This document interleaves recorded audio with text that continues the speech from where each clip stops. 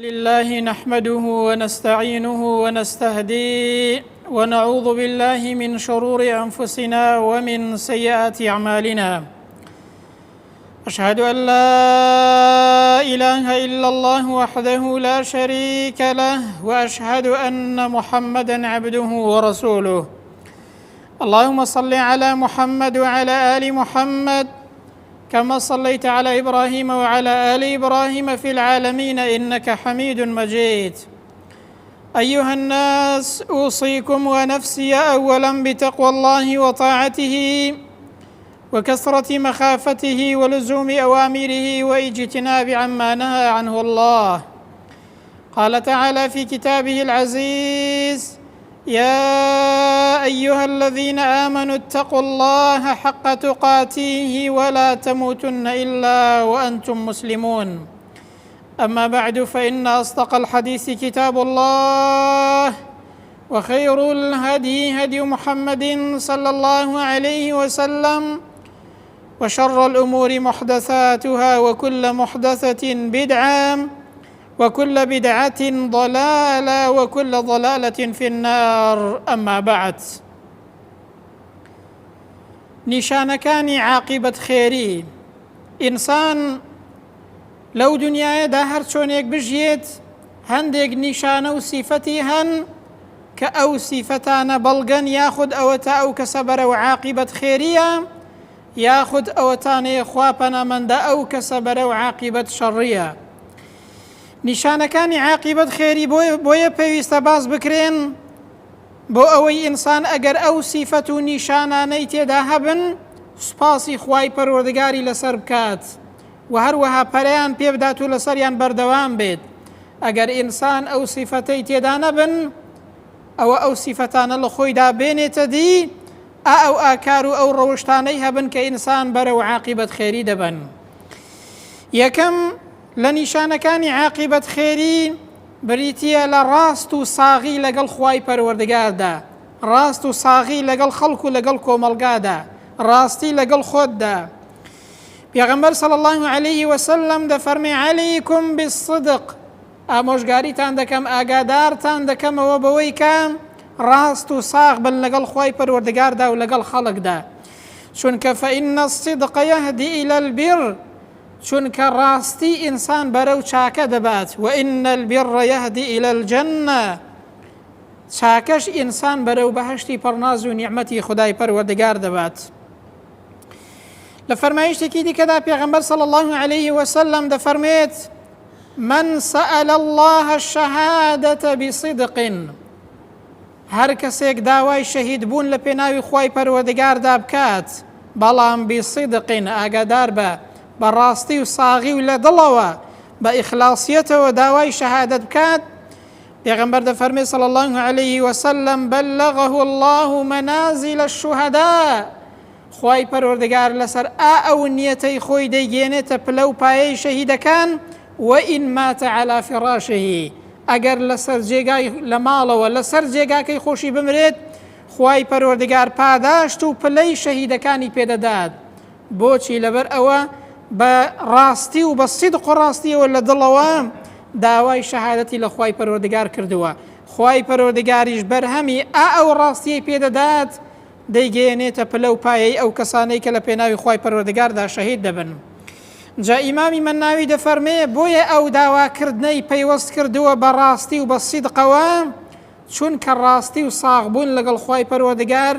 پێوەری وەرگیرانی کردەوەکانە و هەروەها کلیلی بەرەکەتی خودای پەروەردگارە.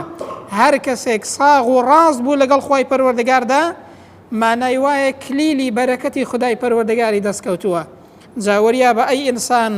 بە ئەندازەی ڕاستیمان لەگەڵ خوای گەورەدا ئینسان بەرەو عاقبەت خێری دەڕوات.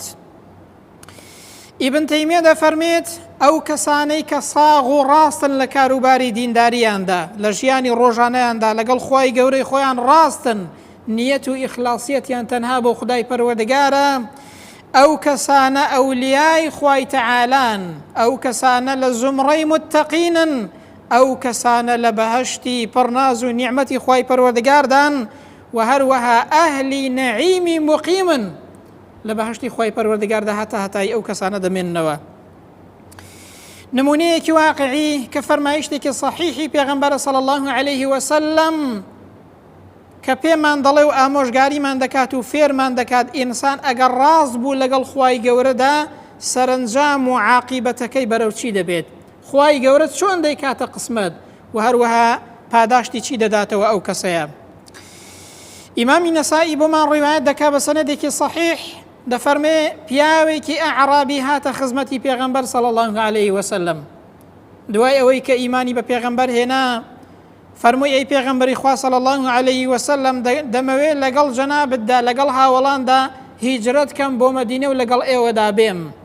شوێن و گوندەکەی خۆم بەجێ دێڵم لەگەڵ ئێوەدا هیجرەت دەکەم و دێمە خزمەتی جەنابەت. پێغەمبەر صلی الله عليه وسلم دوای ئەوەی کە ڕێگای پێدەدات بە هاوڵان دەڵێ کە چاودێری بکەن و هەروەها ئاگایان لێی بێت ئەگەر پێداویستێک شتێکی هەبوو بۆی دابینکەن و چاودێری بکەن. کاتێک کە جەنگی خەیبەر هاتە پێشەوە لە دوای ئەوەی کە موسڵمانان جەنگان دوای تەواوبوونی جەنگەکە هەندێک دەستکەوتیان دەستکەوت، بۆیە پێغەمبەر کە غەنیمەتەکەی دابەش کرد بەشێکیشیان بۆ ئەو پیاوە دەشتەکەیە دانا. کاتێک کە بەشە غەنیمەتەکەیان بۆ برد فەرمووی ئەوە چییە؟ گوتیان ئەوە غەنیمەتە پێغەمبەر دابەشی کردووە و بەشی جەنابەتیشی داناوە ئەوە بەشی جەنابتە.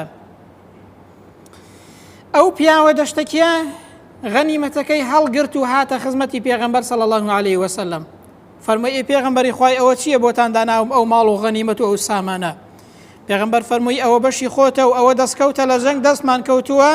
ئەوەش بەشی جەنابتە و بۆ جەنابتمان داناوە. فەرمووی ئەی پێغەمبەری خوا ئەمن بۆ ئەوە شوێنت نەکەوتوم کە ماڵ و سامانم پێ بدەی و غەنیمەتم پێ بدەی. فەرمووی ئەدی چۆن بۆچی شوێنم کەوتووی؟ فەرمووی ئەی پێغەمبەری خوا صلی الله عليه وسلم بۆ ئەوە شوێنت کەوتوم کە تیرێک بێ ئەلێرەم بدات، ئاماژەی بۆ گردنی کرد. فەرمووی بۆ ئەوەی کە بمرم شەهید بم بچمە بەهشتی پڕناز و نیعمەتی خوای پەروەردگارەوە بۆ ئەوە شوێنت کەوتوم. جا پێغەمبەر فەرمووی ئەگەر ڕاستکەی لەو نیەتتدا ئەگەر ئەو کەسەیە ڕاست بکات لە ئیخلاسیەت و بە ساغی و ڕاستی وا بڵێت، ئەگەر ئەو کەسەیە ڕاست کات پێغەمبەر فەرمووی خوای گەورەش ڕاست دەکات لەگەڵ ئەو کەسەدا و ڕاستی بۆ دێنێت، بەرهەمی ئەو ڕاستیەی لە ژیانی دنیادا پێدەدات. دوای ئەوەی کە هەڵسانەوە بۆ جەنگ و تێکۆشان، دوای تێکۆشانەکە کە ئەعرابیەکەش دەچێتەوە جەنگەکە و بەشداری دەکات، تیرێک دێ بەرگردنی دەکەوێت و شەهید دەبێت لە پێناوی خوای پەروەردگاردا. کاتێک کە هینایانە خزمەتی پێغەمبەر فەرمووی ئەوە خاوەنی ئەو قسەیە بوو ئەو کەسەی کە ئەو قسەیەی کرد، ئەو دەشتەکیە ئەو پیاوە کە ئاوای فەرموو ئەوە خاوەنی ئەو قسەیە کە شەهید بووە. فەرموویان بەڵێ ئەی پێغەمبەری خوای صلی الله عليه وسلم. جا پێغەمبەر فەرمووی بەڕاستی ئەو کەسە ڕاستی کرد لەگەڵ خوای گەورەدا، خوای پەروەردگاریش ڕاستی کرد لەگەڵ ئەو کەسەدا و ڕاستی بۆ هێنا، پاداشت و بەرهەمی ئەو ڕاستیەی پێدا لە پێناوی خوای پەروەردگاردا شەهید بوو چوو بەهشتی خوای پەروەردگار. ئەو فەرمایشتە فەزڵ و گەورەی سیدق و ڕاستیمان لەگەڵ خوای پەروەردگاردا پێ دەڵێت. تەماشاکەن بەڕێزان، هەر کەسێک ئاوا ساغ و ڕاست بێت لەگەڵ خوای گەورەدا، خاوەنی ئیخلاسیەت بێت، ئەوەی کە دەیکا لەگەڵ خوای گەورەی خۆیدا ڕاست کات، دەی خوای پەروەردگاریش ئاوا ڕاستی بۆ دێنێت، نەتیجە و سەرنجامی ئەو کەسە عاقیبەت خێریە خوای گەورە بمانگەڕی لەو جۆرە کەسانە. دووهەم لە نیشانەکانی عاقیبەت خێری بریتیە لە نوێکردنەوەی تەوبە و زوو تەوبەکردن. ئینسانی موسڵمان ئینسان گوناه و تاوان دەکات. كل بني آدم خطاء، هەموو ئینسانێک مادام بەنی ئادەم بێ گوناه و تاوان هەر دەکا و هەڵە دەکات. بەڵام پێغەمبەر دەفەرمێت چاکترین کەس ئەو کەسانن کە گوناه و تاوانیان کرد دەگەڕێنەوە لای خوای پەروەردگار. بۆیە خوای گەورە کە سیفەتی ئینسانی ئیماندارمان بۆ باز دەکات دەفەرمێت وەلەم یوسڕوا عەلا ما فەعەلوا وەهم یعلەمون. ئەو کەسانی کە گوناه و تاوان دەکەن، سیفەتی ئینسانی ئیماندار وایە کە زانی گوناه و تاوانە، پێیان گوت ئەوە بێشەرعیە گوناه و تاوانە کە دەزانێت گوناهە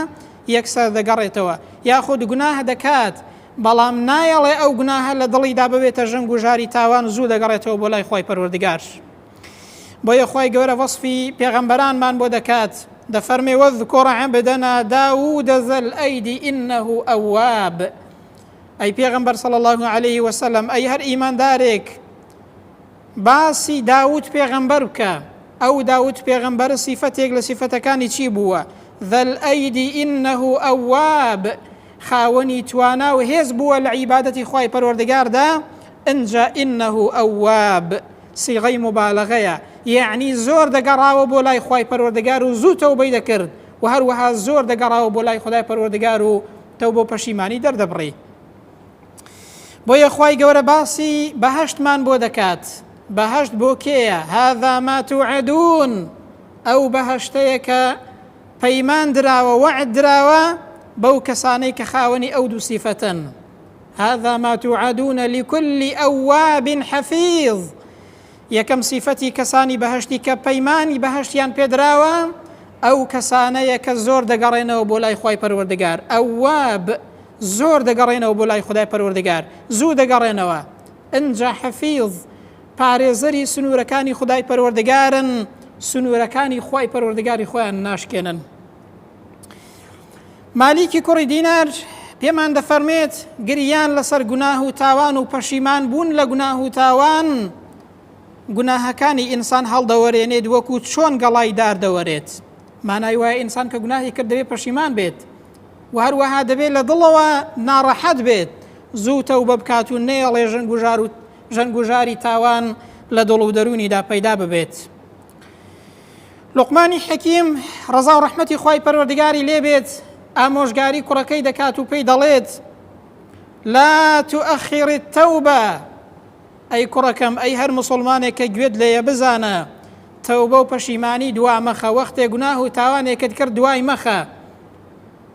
تەوبەکەت دوا مەخە مەڵێ بەیانی تەوبە دەکەم ئەگەر پیر بووم بەیانی دەگەڕێمەوە جارێ هەر گەنجم چونکە فإن الموت يأتي بغتة ئاگادار بە ئەی ئینسان مردن لە ناکاو دێ فەریای تەوبە ناکەوی دەفەرمێ ئەو کەسەی کە تەوبە و پەشیمانی دوا دەخات لە نێوان دوو خەتەرەی زۆر گەورەدایە یەکەمینیان ئەو کەسەی کە تەوبە دوا دەخات و تەوبە ناکات هەر جارێک کە تەوبە و هەر جارێک کە گوناه و تاوانێک دەکات ئەو گوناه و تاوانە لەسەر دڵ و دەرونی کۆ دەبێتەوە تاوەکو دەبێتە ژەنگ و ژاری تاوان دوایی ناتوانێت بگەڕێتەوە دووهەمینیان جاری وهەیە ئینسان نەخۆش دەبێت یاخود لە ناکاو دەمرێت فریای تەوبەکردن ناکەوێت فریای پاکردنەوەی دڵ و دەرونی ناکەوێت بەخوا چەند کەس مردووە بە ئاواتەوە بووە فریای یەک لا ئیلاهە ئیلا الله بکەوێت بەڵام فریای نەکەوتووە ئەو کەسەی تەوبە دوا دەخات وەریابە مردن لە ناکاو دێ فإن الموت يأتي بغتة ئاگات لێ بە ئەی ئینسان کاتێک تەوبە دوا دەخەی تەوبە ناکەی دەڵێی بەیانی و دوو بەیانی تەوبە دەکەم خۆت دەخافڵێنی خۆت هەڵدەخەڵەتێنی دەڵێ ئەگەر پیر بووم دەگەڕێمەوە بزانم مردن لە ناکاو دێ و جاری وهەیە فریای تەوبە ناکەوی بە گوناه و تاوانەوە دەمری برام خوا پەناماندات کەواتە ئینسان هەرچەندە زووتر تەوبە و پەشیمانی دەرببڕێت هێشتا هەر کەمە هەر کەسێک زوو تەوبەی کرد مانای وایە ئەو کەسە عاقیبەتی خێر دەبێ و ڕووی لە عاقیبەت خێریە سێمیان لە نیشانەکانی عاقیبەت خێری بریتیە لە پەلەکردن لە کار و کردەوەی چاکدا بریتیە لە چالاک بوون لە کار و لە ئەعمالی ساڵیحەدا خوای گەورە پێمان دەفەرمێ فەستەبیقوا الخەیڕات دەی برام پێشبڕکێ لە چیدا بکەن لە کاری چاکەدا بکەن لە ئەعمالی ساڵیحدا بکەن لە کارێک کە سوودی دنیا و قیامەتی هەیە بۆتان ئالەوەدا پێشبڕکێ بکەن پێغەمبەر صلی الله عليه وسلم ئامۆژگاری پیاوێکی دەکرد کە ئەو ئامۆژگاریە بۆ ئێمەشە بۆ هەر مسلمانێکە کە گوێی لێیە پێغەمبەر فەرمووی ئیغتەنم خەمسا قبل خەمسین کاتێک کە ئامۆژگاری ئەو پیاوەیە دەکرد کە بۆ ئێمەشە فەرمووی وریا بە پێنج شت بە غەنیمەت بزانە بە دەستکەوتی بزانە پێش ئەوەی کە پێنج شتت بەسەر بێت بە دەرفەتی بزانە برام لە کیسی نەدەی یەکەمیان پێغەمبەر فەرمووی شەبابەکە قبل هیڕەمیک یەکەمین شت وەریای گەنجەکەت بە پێش ئەوەی کە پیربی بە دەستکەوتی بزانە پەلە بکە زوو بکە مەڵێ ئەگەر پیر بووم دەگەڕێمەوە دوایی ناتوانی بگەڕێەوە بە گوناه و تاوانەوە دەچێ خزمەتی خوای گەورە خوا پەناماندات دووهەمیان فەرمووی وەصحەتەکە قبل سەقەمیک ئاگاد لە تەندروستیت بێت پێش ئەوەی کە نەخۆش بیت چونکە کە نەخۆش بووی ناتوانانی هیچ کار و کردەوەی بکەی جاری وهەیە توانای هیچت نابێت سێمیان فەرمووی وەغیناکە قبل فەقڕێک ئاگات لێبێ دەوڵەمەندیەکەت پێش ئەوەی کە فەقیر بی کاتێک کە ماڵ و سامانت هەیە ببەخشە لە پێناوی خوای پەروەردگاردا، چونکە ئەگەر فەقیر بی ڕەنگە بیانوێکت هەبێ بڵێ هیچم نییە، بەڵام وەختێک کە هاتە پێش ئەوەی کە فەقیر بی وریا بە برام. چوارەمیان فەرمووی وەفەراغەکە قەبلە شوغلیک، ئاگات لێبێ ئەی ئینسان بەدەستکەوتی بزانە کاتێک کە دەست بەتاڵی ئیشت نییە پێش ئەوەی کە سەرقاڵ بی ئەو بەتاڵیەت بە عیبادەت و بەکردەوەی باشە پڕکەوە، ئەگەر نا نەفست سەرقاڵت دەکات مەشغوڵت دەکات بە کار و کردەوەی خراپ و بەشوب و هەو شەهواتەوە خوا پەناماندات.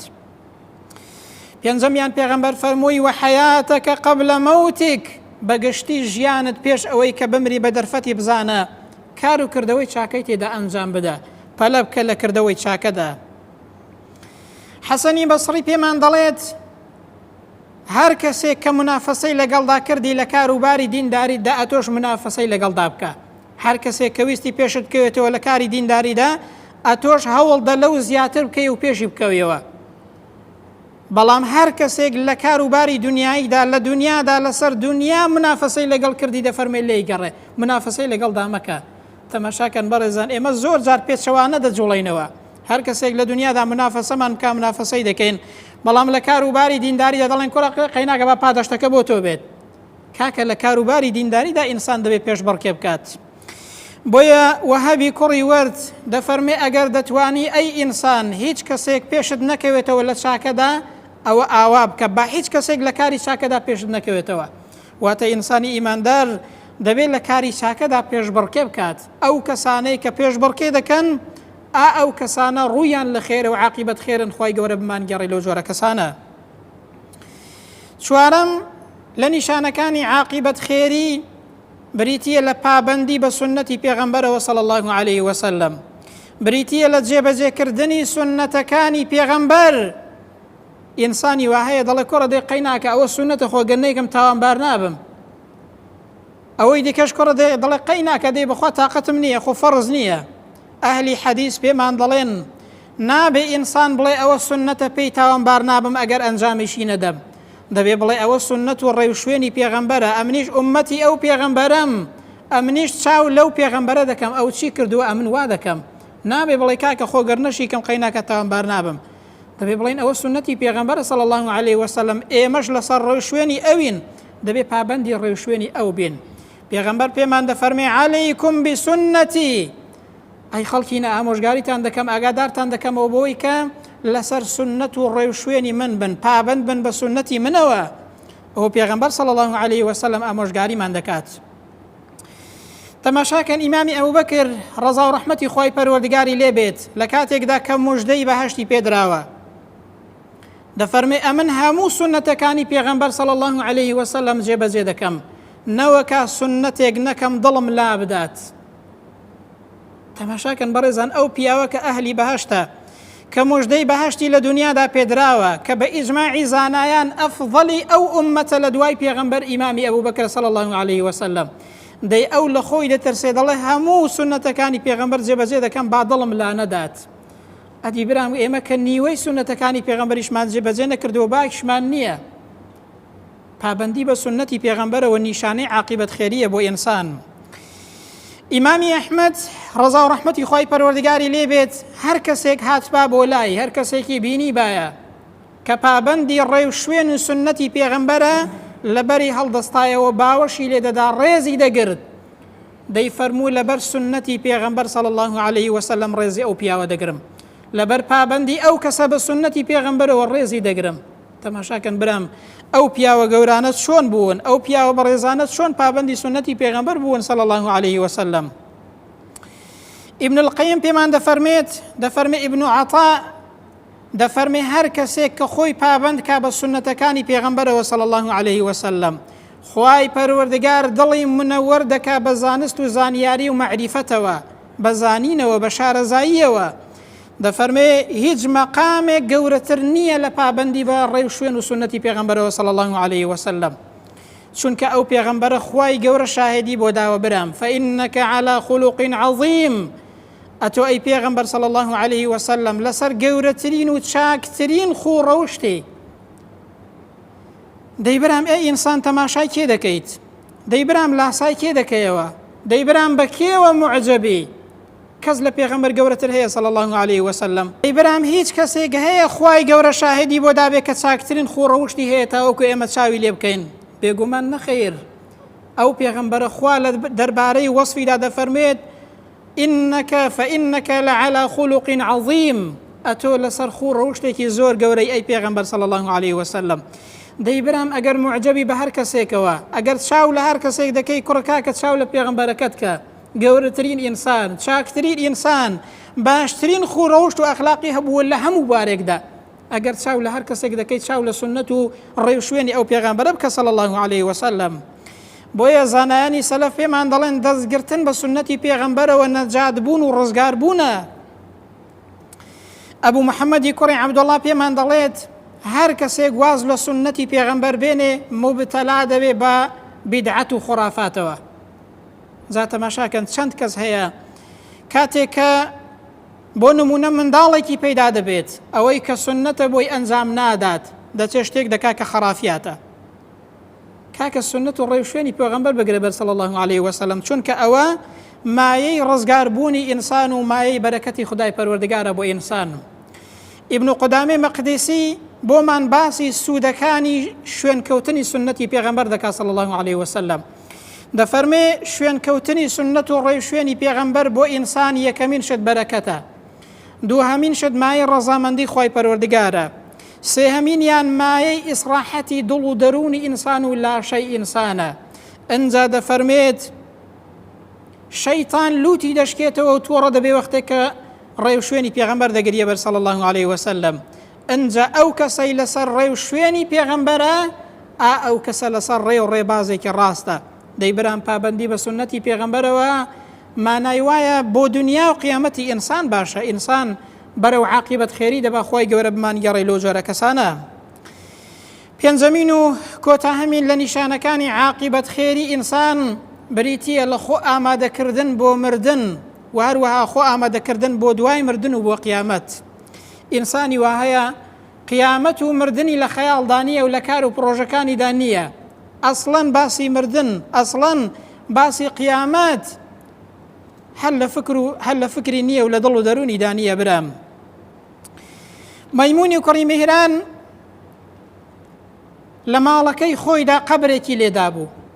تەماشاکەن بەڕێزان لە ماڵەکەی خۆیدا قەبرێکی لێدا بوو شەوانە دەچۆ ناو قەبرەکە قورئانی دەخوێندەوە و دەگریا ئەنجا دوایی بۆ ئەوەی کە ئامۆژگاری خۆی بکات بۆ ئەوەی کە بیری مردنی لەبیر نەچێت بۆ ئەوەی کە بیری مردن بکات دەهاتە دەرەوە دەیفەرمووە ئەی کوڕی میهران ئەوە ئەو جارەش هاتیە دەرەوە لەو گۆڕە دەیکەواتە کردەوەی باش و ئەعمالی ساڵحە بکە پێش ئەوەی کە پەشیمان ببیەوە تەماشاکەن بەڕێزان ئەو پیاوچاکانە چۆن بوون کاکە با ئێمە گۆڕ لە ماڵەکەمان دانەبێت بەڵام با دڵمان ڕۆژی چوونە ناو گۆڕی تێدا بێت با حیساب بۆ مردن و دوای مردن بکەین لە کاروکردەوەکانی دنیاییماندا عاقڵترین کەس کێیە پێغەمبەر صلی الله عليه وسلم بزانت چیمان پێ دەفەرمێت بزانت چۆن وەصفی عاقڵترین کەسمان بۆ دەکات ئیبن عومەر دەفەرمێت پیاوێکی ئەنساری هاتە لای پێغەمبەر صلی الله عليه وسلم فەرمووی ئەی پێغەمبەری خوای ئەی المؤمنین ئەفضل چاکترین ئینسانی ئیماندار و باشترین کەس کێیە فەرمووی ئەحسەنهم خولقا ئەو کەسەی مامەڵە و خۆڕەوشتی لە هەموو کەس باشتر بێ ئەو کەسە لە هەموو کەس چاکترە ئەنجا فەرمووی ئەدی فەئەی المؤمنین ئەکیەز ئەدی عاقڵترین ئیماندار کێیە پێغەمبەر فەرمووی صلی الله عليه وسلم ئەکثەرهم للمەوت ذیکرا ئەو کەسەی کە زۆر باسی مردن و یادی مردن دەکات ئەو کەسەی کە خۆی بۆ دوای مردن ئامادە دەکات پێغەمبەر فەرمووی ئولائیکە الئەکیاس بەڕاستی ئەو کەسانە لە هەموو کەس عەقڵ و تێگەیشتوترن کە بیری مردن دەکەن و هەروەها حیساب بۆ مردن دەکەن و خۆیان بۆ دوای مردن ئامادە دەکەن لە فەرمایشتێکی دیکەدا کە ئیمامی تەبەرانی بۆمان ڕیوایەت دەکا و فەرمایشتێکی صەحیحە ئەبی هورەیرە دەگەڕێتەوە دەفەرمێت لەگەڵ پێغەمبەردا بووین صلی الله عليه وسلم بەلای قەبرێکدا تێپەڕین پێغەمبەر فەرمووی من صاحب هذا القبر ئەو قەبرە هی کێیە و خاوەنی ئەو قەبرە کێیە گوتیان ئەی پێغەمبەری خوای ئەوە فڵانی کوڕی فڵانە ناوەکەیان هەڵدا پێغەمبەر فەرمووی ڕکعەتان ئەحەب إلى هذا من بقية دنياكم. باورد بینەوە لەو فەرمایشتەی پێغەمبەر صلی الله عليه وسلم. فەرمووی بەخوا دوور کەعات نوێژ کە ئینسان کەم تەرخەمە لەو دنیایدا لە ژیانی دنیاییدا، کەم تەرخەمە تاوەکو لە دنیادایە. فەرمووی دوور کەعات نوێژ لە لای ئەو پیاوەی خاوەنی ئەو قەبرەی کە لەناو ئەو گۆڕەیدایە لە هەموو دنیای ئێوە کە ژیانتان ماوە خۆشەویسترە. ئەو دوور کەعات نوێژە، چونکە ئەو کەسەی کە لەناو گۆڕدایە دەزانێت کە دوور کەعات نوێژ چۆن گۆڕەکەی ڕووناک دەکاتەوە. بەڵام ئێستا ئێمە کەم تەرخەمین لە دوور کەعات نوێژ و لە چاکە و لە ئەعمالی ساڵیحەمان برام. فەرمووی ئەو دوور کەعات نوێژە بەخوا ئێستا لە لای ئەو پیاوە لە هەموو دنیا و لە ژیانی ئێوە خۆشەویسترە. ئەو کەسە دەزانێت سوودی ئەو دوور کەعات نوێژە چەندە. کەواتە ئەی ئینسان وریا بە بیری قیامەت لەبیر نەکەی، بیری ناوگۆڕ، بیری ئەوەی کە لە دوای مردن ئینسان بەسەری دێت هەمیشە لە بیرت بێ خۆی بۆ ئامادەکەی ئەوە مای عاقیبەت خێری ئینسانە. تەماشاکەن بەڕێزان، عومەری کوڕی عەبدولعەزیز خەلیفەی موسڵمانان کە لە 2 ساڵ و نیودا چاکسازی کرد، کە لە 2 ساڵ و نیودا هیچ فەقیرێکی نەهێشت لە وڵاتدا، لە 2 ساڵ و نیودا ئەو پیاوە بزانە سیفەتی چۆن بوو. شەوانە زانایانی کۆ دەکردەوە. بۆچی کۆی دەکردنەوە؟ دەفەرمێ کاتێک کە زانایانی کۆ دەکردەوە بە یەکەوە باسی مردن و قیامەتیان دەکرد. ئەوەندە دەگریان وەکو ئەوەی کە جەنازەیەکیان لە بەردەمدا بێت، وەکو ئەوەی کەسێکی زۆر خۆشەویستیان مردە بێت. ئاوا دەگریان و بیری قیامەتیان دەکردەوە. ئیمامی ئەبوبەکر پێمان دەفەرمێت كل امرئ مصبح في أهله. هەمومان لە ناو ماڵ و منداڵەکەی خۆمان داینە و بەیانی دەکەینەوە، بەڵام دەفەرمێ وەریا بە ئەی ئینسان والموت أدنى من شراك نعله. بەخوا مردن لە قەیتانی پێڵاوەکەت نزیکترە. کاتێک کە لە دنیادای و لە ناو ماڵ و منداڵت دای دڵنیا بە لە قەیتانی پێڵاوەکەت مردن لێت نزیکترە، بەڵام پێی نازانی. ئەو پیاوانە ئاوا یادی مردنیان دەکردەوە برام. بۆیە توانیان چاکسازی بکەن، بۆیە توانیان لە دنیادا دەست بۆ حەرام نەبن، دەست بۆ قەدەغەکراوەکان نەبن، بۆیە سەرنجامیان خێر بوو. دەی هەر کەسێک ئەو سیفەتانەی تێدا بن بەڕاستی ئەو کەسە عاقیبەت خێرە و ڕووی لە خێرە. ئەگەر ئێمەش ئەو سیفەتانەمان هەنە با سوپاسی خوای پەروەردگاری لەسەر بکەین. ئەگەر ئەو سیفەتانەمان نینە تاوەکو نەمردوین با لە خۆماندا بیان هێنینە دێ، دوعا دەکەین و دەپاڕینەوە دەڵێن یا ڕەبی خۆیان گیان بۆ خاتری ناوە جوان و سیفەتە بەرزەکانی خۆتکەی عاقیبەتمان خێرکەی. یا ڕەبی خۆیان گیان خاوەنی ئەو سیفەتانە بین کە بەرەو عاقیبەت خێریمان دەبن. خۆیان لەسەر ئەو خۆڕەوشتانە بین، لەسەر ئەو سیفەتانە بین کە ئەنجام و نەتیجە و سەرنجامەکەمان بەرەو عاقیبەت خێری دەبن. خۆیان دڵ و دەروونمان پاکەیەوە، خۆیان نیەتی ناو دڵمان والێ بکەی کە ساغ و ڕاست بین لە دینداریماندا لەگەڵ تۆ، کە ساغ و ڕاست بین لەگەڵ خەڵکدا و لەگەڵ خۆماندا.